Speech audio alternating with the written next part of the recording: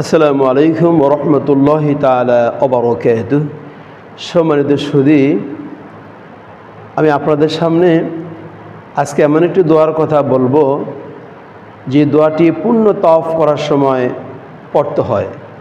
রাসূল আকরাম সাল্লাল্লাহু আলাইহি ওয়াসাল্লাম যখন পূর্ণ তাওয়াফ করতেন তখন তিনি এই দোয়াটি পড়তেন। দোয়াটি কি সবার জানা আছে? যদি জানা না থাকে আসুন আমরা জেনে নিই এবং অন্য ভাইকে জানার জন্য সুযোগ করে দিই।